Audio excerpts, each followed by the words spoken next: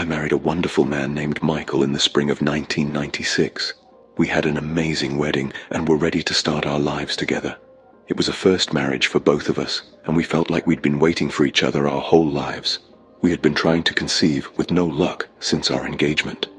In the fall of 1997, I underwent exploratory laparoscopic surgery. Exploratory laparoscopic surgery was done to determine if there were any medical reasons why we weren't been unable to conceive. Then it was discovered that I had endometriosis. During the surgery, they did a procedure that temporarily opened a short fertility window. The doctor told us that this window would likely last about 3 months, after which I would most likely be infertile again. We were thrilled when we conceived just 3 weeks later. The day before Thanksgiving, we discovered I was pregnant, and we were so thankful. My husband caressed and kissed my belly. We gave the child a name, the miracle baby. Everything seemed fine. Morning sickness was bearable, and I wasn't suffering from other early pregnancy symptoms. Not until 13 weeks when I had some serious bleeding. My husband hurried home from work while I called the doctor. She said there was no need to come into the hospital. She advised that staying horizontal would be the most effective thing to prevent a miscarriage. It took 3 days for the bleeding to cease, so Michael took time off work to care for me. We prayed every night that the bleeding would stop and the baby would be safe. After 3 days, the bleeding finally stopped and we felt relieved.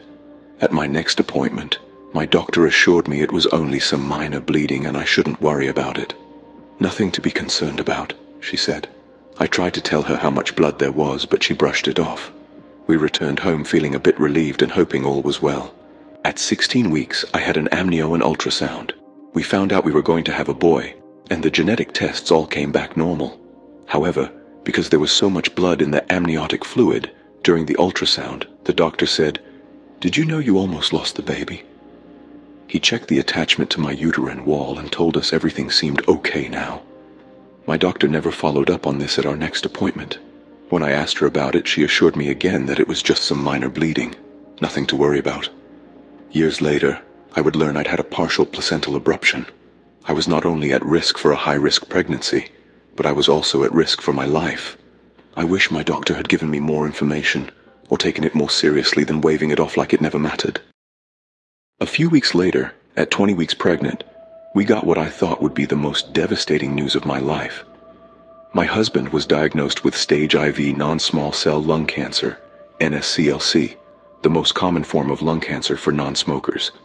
Stage 4 non-small cell lung cancer in non-smokers is particularly significant as it indicates that Michael has the most advanced and aggressive form of the condition. I remember my husband's words reverberating in my brain as we walked down the stairs of the medical building. I have a malignancy. And I remember the feeling of my unborn child, my first child, my only son, moving in my womb as the nightmare unfolded before us. After a few months of unsuccessful chemo and radiation, they told us there was nothing more they could do, that we should go home and prepare ourselves. The stress of caring for my dear husband as he endured chemo was more than I could bear. At the 5th month into my pregnancy, I weighed 4 pounds less than before I'd gotten pregnant. I took care of Michael as best I could. However, one night, 6.5 months along, I sat down on our bed and my water broke. I knew it was too early. I also began bleeding. I stayed awake all night in the hospital having back labor, getting ready for the C-section in the morning. After our baby was born, they let me see him for a few seconds before placing him on a respirator. They also put him in an incubator.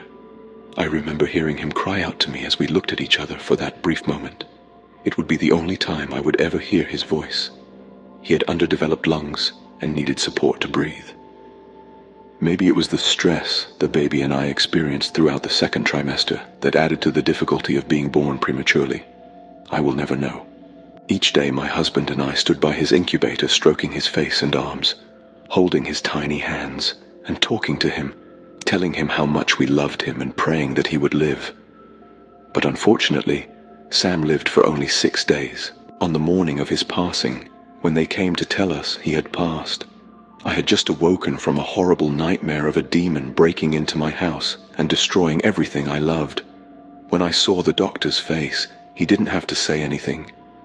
"Is my baby gone?" I asked him, and he nodded. I slipped into deep, dark despair. but I had no choice but to continue caring for my dying husband. 3 weeks after our baby died, our friends and family returned to their lives and families.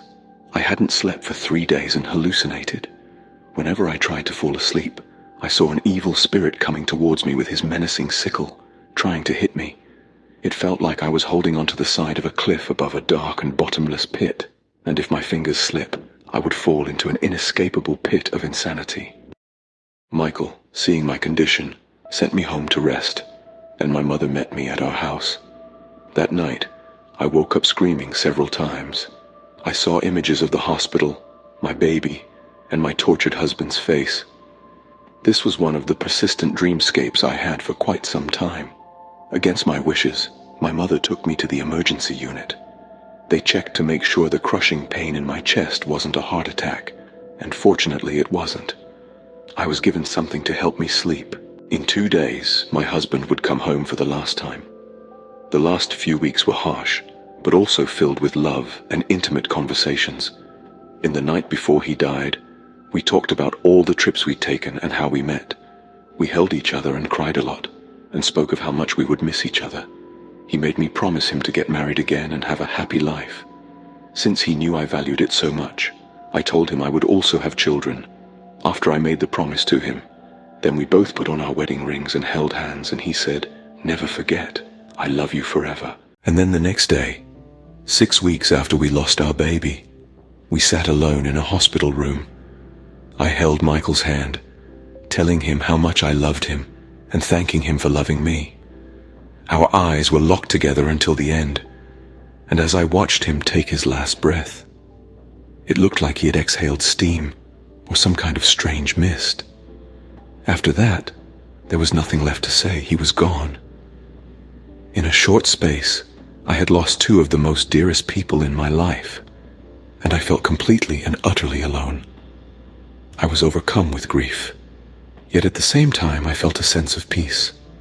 I knew that I would never forget them, and that their love would stay with me forever. I closed my eyes and whispered goodbye. I was 37 years old when I lost my family. The chances of my being able to have another baby were slim at best, given the fact that I had a history of infertility. It was at this point that my faith completely deteriorated, and my heart oscillated between a sense of indifference toward God and a burning hatred of life.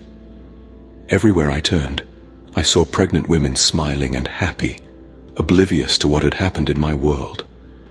I felt as if I was being punished for something I had done wrong, but I had no idea what. I felt as if God had abandoned me, and my life would never be the same. I felt completely and utterly alone. I bitterly questioned why I had been chosen to suffer such a fate. Friends didn't invite me to baby showers. A number of well-meaning comments were made, but I thought they were ridiculous. You know, Jesus needed Michael and the baby more than you did. God measures us on a cross before we are born. And my favorite, you know, right now they're running through fields of clover. Clover, really? What shape do they take? Circles, figure eights, Mobius strips, or a continuous line that goes on forever? I was bitter and hopeless. It was a dark, cold winter that year. My faith and health suffered as a result of feeling abandoned by God. I struggled to survive thereafter. Several months later, I created a profile on an online dating website. I didn't feel ready to date, but I had a promise to keep. I had given Michael my word on his dying bed, and I wasn't going to take it back. I thought it would be a good idea to start talking to men. As of that moment, the internet seemed like a good shield between me and the real world. There was a lot of people I met online, and while things did not work out right away, I did meet another soulmate who ended up becoming my best friend. Rom lost his wife a few months after my husband died. He was sensitive, intelligent, interesting, a Navy commander, and most importantly, my best friend. He could relate to my loss in a way no one else could. We shared a lot of our thoughts and feelings. We talked about our grief and found comfort in each other's company. He was the one person I could trust with my emotions. Our marriage took place 4 years after both of our spouses had passed away. Despite my determination, I was not overly optimistic about getting pregnant at 42. We'd been to a fertility specialist who told us that With my history of infertility, our chances of conceiving a child were, in her words, not good. Still, she said she'd do whatever she could to help us. And then, a miracle happened. As it turned out, God had not abandoned me after all. 2 months after that appointment, which was 1 month after our wedding, and 10 days before my scheduled laparoscopic surgery, I found out I was pregnant. With no help from the medical community, I somehow overcome all odds.